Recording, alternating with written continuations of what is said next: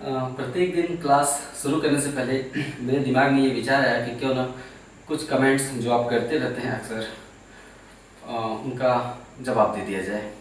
सभी कमेंट्स या सभी प्रश्नों के जवाब देना तो आपके हमेशा रोज रोज संभव नहीं है, इतना समय नहीं होता है। लेकिन दो चार कमेंट्स के जवाब तो मैं दे ही सकता हूँ। गिरीश कुमार साहू का कमेंट है कि पशुपालन और उनसे प्राप्त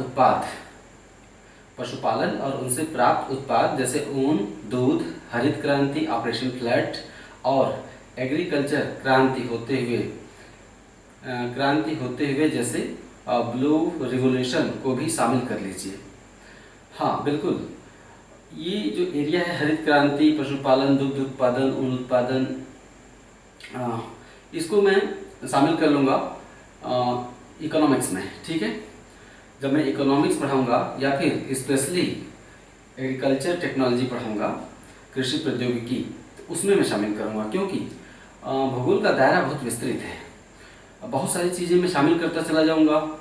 तो फिलहाल जिस तरह से मैं हार्टिकल्चर पढ़ा रहा हूँ, आपने नोटिस किया होगा कि उसमें साइंस का भी प्रवेश हो रहा है कहीं न कहीं। तो अभी ज्योग्राफी को बेसिक ज्योग्राफी तक ही छोड़ देते हैं, हरित क्रांति वगैरह इकोनॉमिक्स में पढ़ा देंगे और उससे संबंधित चीज़ें सब कुछ जो भी उत्पादन में वृद्धि लाता है, सारी क्रांतियाँ, वो मैं इकोनॉमिक्स पढ़ा दूंगा। ठीक है। नेक्स्ट कमेंट है स्नेहलता द्विवेदी जी का।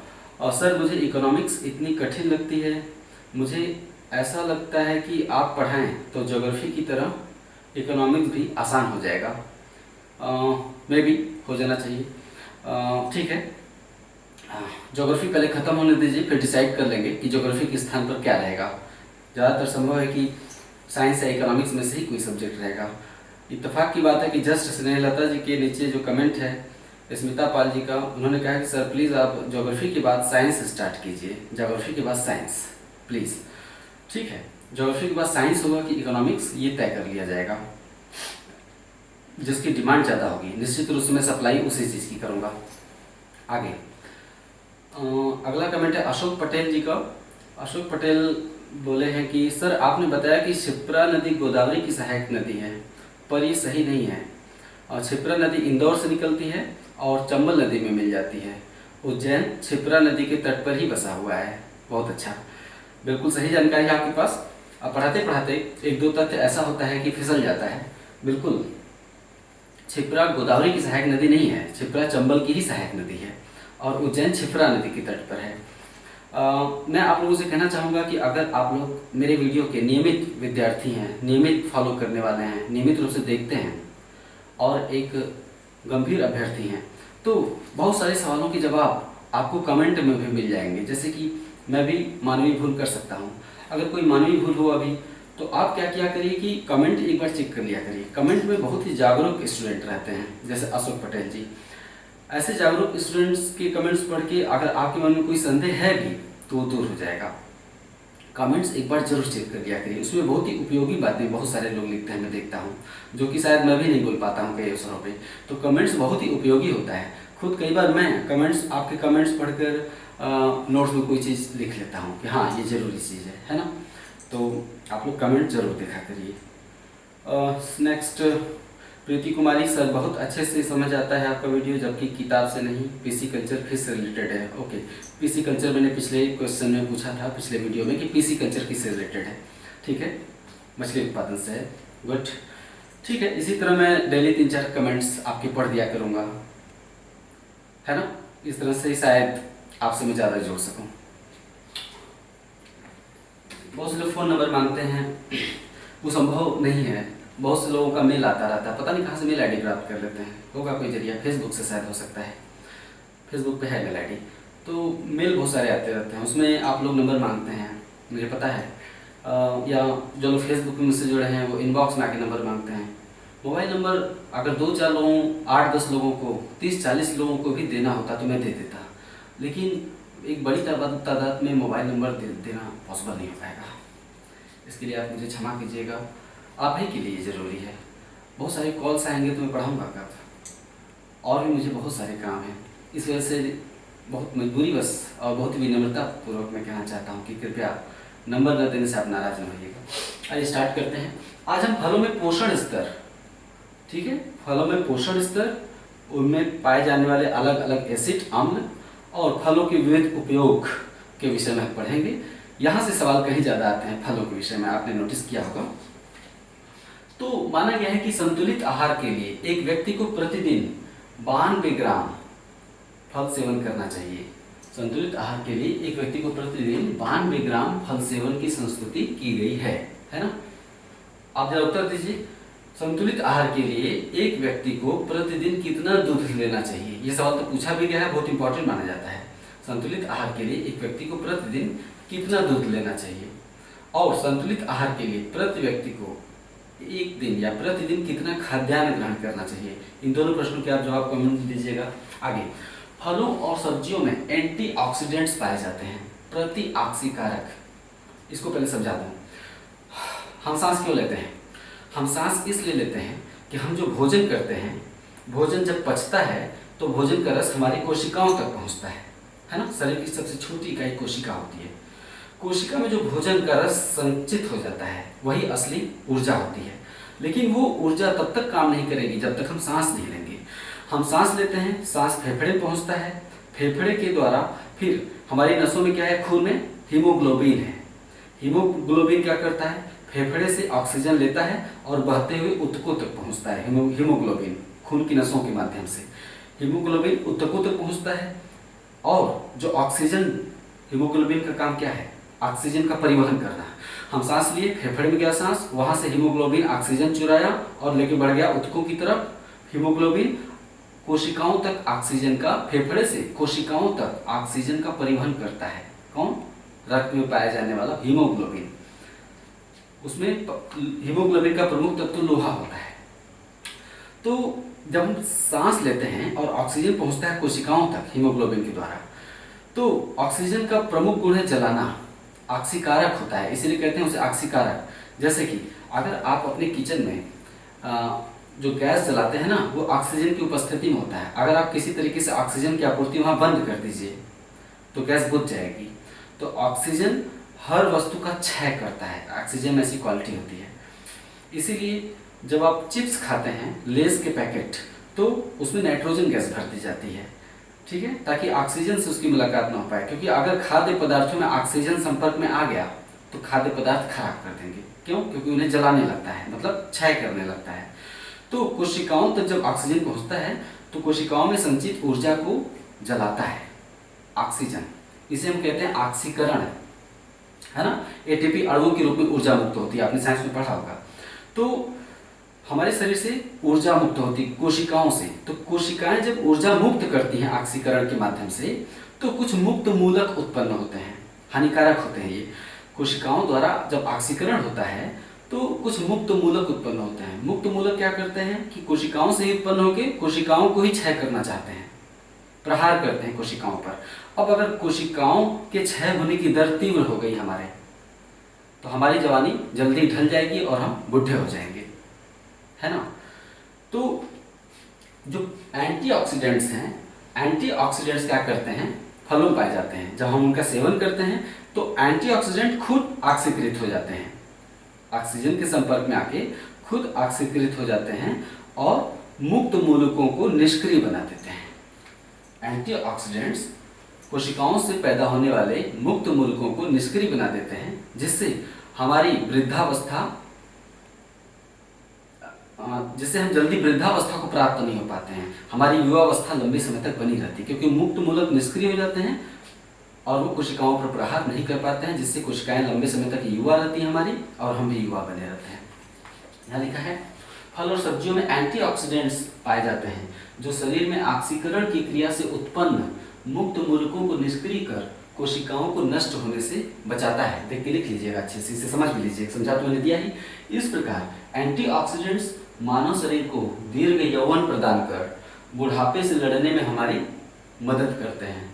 इसलिए हमें फल का सेवन ज़्यादा करना चाहिए। मेरा सलाह है कि फलों में भी सबसे ज़्यादा एप्पल, सेब का सेवन करना चाहिए। सेब में एंटीऑक्सीडेंट्स बहुत ज़्यादा होते हैं और बहुत सारे ऐसे तत्व होते हैं जो कि हमारे शरीर के लिए बहुत ही जरूरी होते हैं। मैं तो मानता हूँ कि अगर आप डेली एक सेब खाते हैं, डेली एक सेब क्या आधा सेब भी अगर आप डेली खाएंगे, तो जो छोटी छोटी बीमारियाँ होती हैं, है ना, वो आपको हो ही नहीं सकती, इम्पॉसिबल है। और जो डेली सेब खाता है उसके चेहरे पे एक अलग ही लाइट होती है। मैं नहीं खा पाता हूँ ठीक है, सलाह देना आसान होता है, मैं आपको सलाह दे दिया। मैं सोचता हूँ कि ऐसा करूँ लेकिन नहीं हो पाता है व्यस्तता के चलते। विटामिन डी को छोड़कर सभी विटामिन फलों में पाए जाते हैं। फलों में केवल विटामिन डी नहीं पाया जाता। एक भ्रम लोग ये पाल कर बैठते हैं कि धूप से हमें विटामिन डी मिलता है। धूप से हमें विटामिन डी नहीं मिलता है, विटामिन डी हमें भोजन से मिलता है।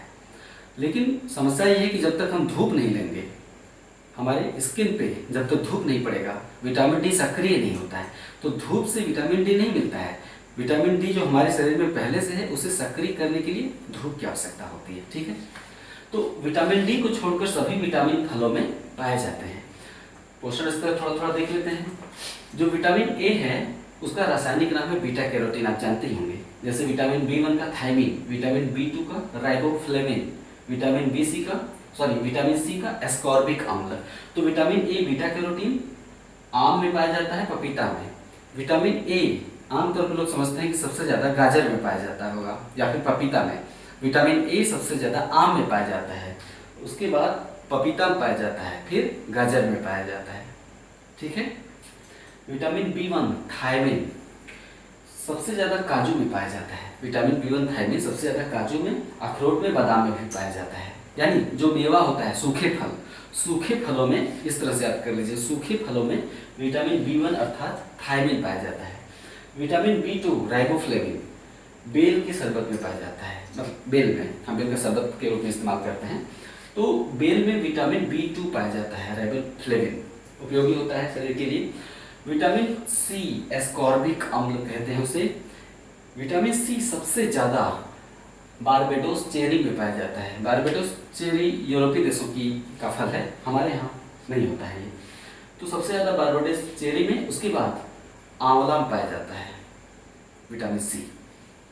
तो ये सवाल कई बार पूछा गया अलग परीक्षाओं में कि विटामिन सी का सबसे उत्तम स्रोत क्या है, सबसे ज्यादा विटामिन सी किसमें पाया जाता है।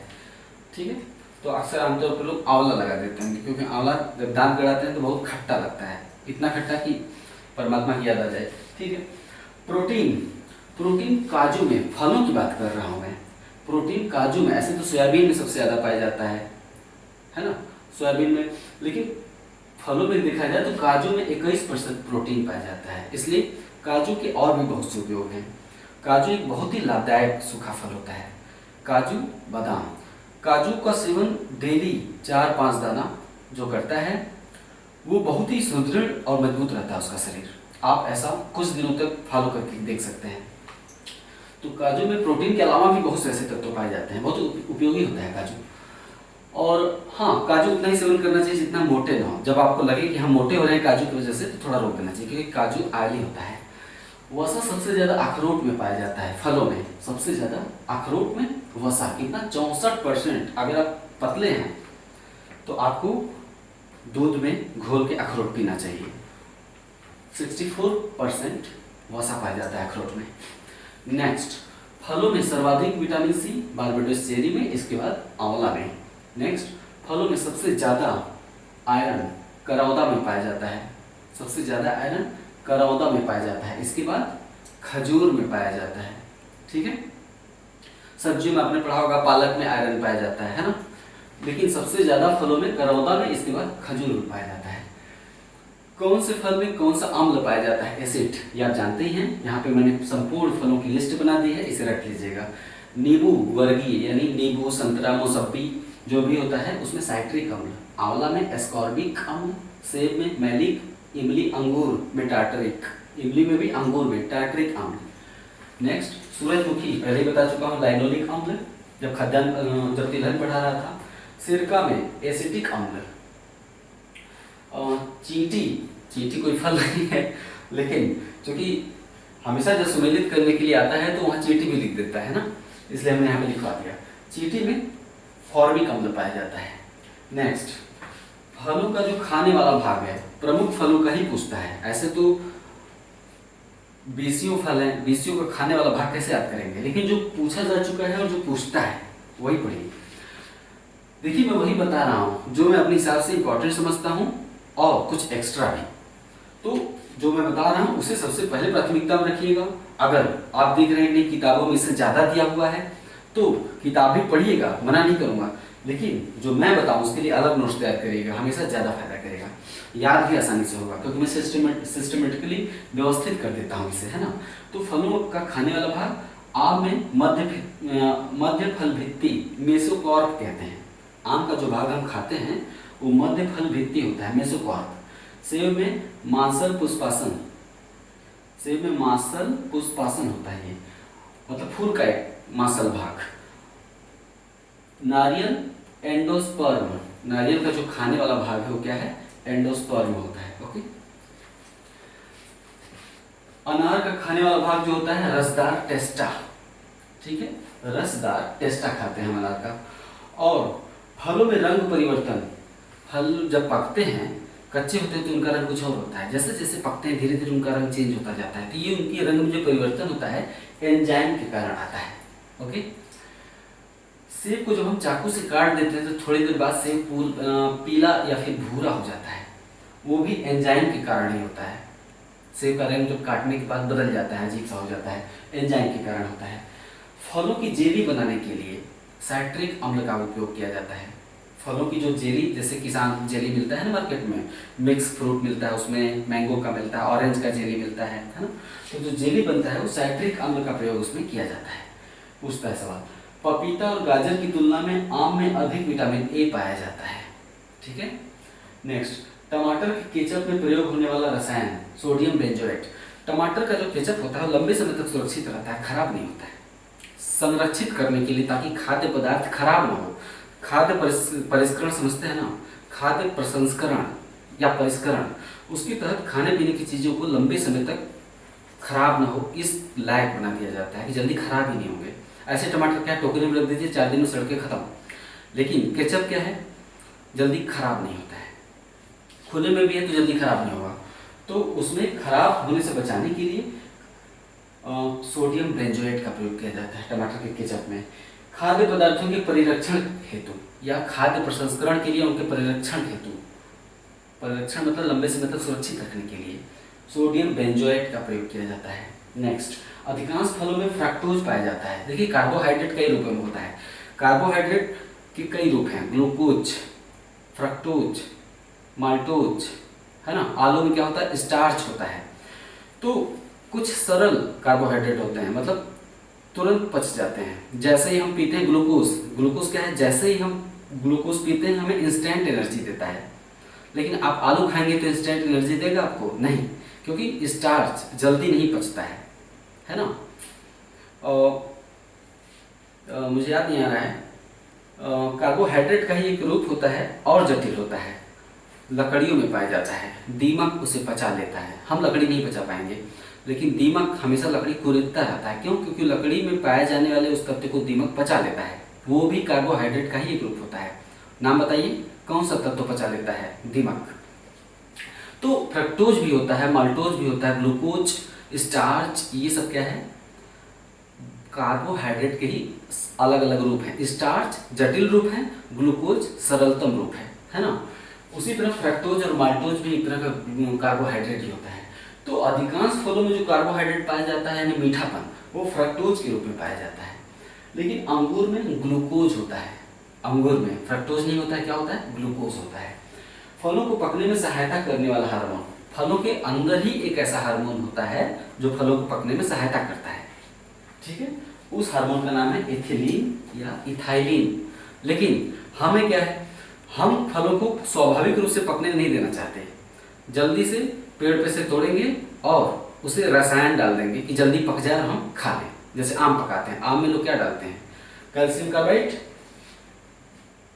कैल्शियम कार्बाइड एक टोकरी में आम रखेंगे, एक पॉलीथीन या पेपर में लपेट के थोड़ा सा कैल्शियम कार्बाइड रखेंगे और 48 घंटे बाद आम कितना भी कच्चा हो, 48 या फिर 70 घंटे 75 घंटे बाद आम अच्छे से पक जाता है। तो क्या होता है कि कैल्शियम कार्बाइड एसिटिलीन गैस छोड़ता है। कौन सा, एसिटिलीन। तो फलों को पकने में सहायता करने वाला हार्मोन एथिलीन है और फलों को पकाने के लिए प्रयुक्त गैस, गैस का नाम है एसिटिलीन, ठीक है। जो हम कैल्शियम कार्बाइड डालते हैं उससे एसिटिलीन गैस निकलती है जो फलों को जल्दी से पका देती है। नेक्स्ट, लोकाट एक सदाबहार फल है, यानी साल भर फल आता है ये पेड़ों पर। लोकाट पपेन, पपीते के दूध को सुखाकर बनाया जाता है। पपीते के दूध को सुखाकर पपेन प्राप्त किया जाता है। भारत काजू का सबसे बड़ा उत्पादक राष्ट्र है। भारत काजू का सबसे बड़ा उत्पादक राष्ट्र है, सबसे बड़ा उपभोक्ता राष्ट्र है, यानी खपत भी हमारे यहाँ सबसे ज़्यादा होती है। इतना ही नहीं, भारत काजू का सबसे बड़ा निर्यातक देश भी है। कई देशों को भारत काजू का निर्यात करता है। तो ये हो गया फलों में अलग अलग पोषण, पोषक तत्व, पोषण स्तर और उनके उपयोग। इसके बाद फलों की किस्में और बीमारियां पढ़ लीजिएगा, ठीक है। आमतौर पे एक ही 2 तत्व होते हैं जिनकी कमी के चलते फलों में बीमारियां होती हैं, वो बता दूंगा कि जब भी इस तरह से पूछे तो किस ऑप्शन पे टिक लगाएं तो ज़्यादातर मामलों में सवाल सही हो जाते हैं कि कौन से तत्व की कमी के चलते ये बीमारी होती है, पता चल जाएगा। तो उसके बाद फलों की किस्में और बीमारियां हो जाएंगी। फिर सब्जियां भी पढ़ा दूंगा। सब्जी में ज़्यादा नहीं है, सब्जी से न तो सवाल बहुत ज़्यादा बनते हैं और न ही बहुत ज़्यादा महत्वपूर्ण है। तो एक छोटा सा चैप्टर संक्षिप्त होगा, उसके बाद हम कृषि को एक विराम देंगे। हाँ, 1-2 वीडियो डालेंगे आंकड़ों पर, प्रथम उत्पादक 2 देश, प्रथम उत्पादक भारत के 3 राज्य। इस तरह से ढेर सारे आंकड़े आपको 1-2 वीडियो में हम अवेलेबल करा देंगे, जो कि 2017-18 की परीक्षाओं में महत्वपूर्ण रहेंगे, अपडेट रहेंगे वो आंकड़े, वो हम आपको अवेलेबल करा देंगे। इसके बाद कृषि वाला चैप्टर हम बंद करेंगे और प्रवेश कर जाएंगे खनिज, ठीक है, भारत में खनिज क्षेत्र और खनिज उत्पादन। ठीक है, इंतजार करिए। नमस्कार।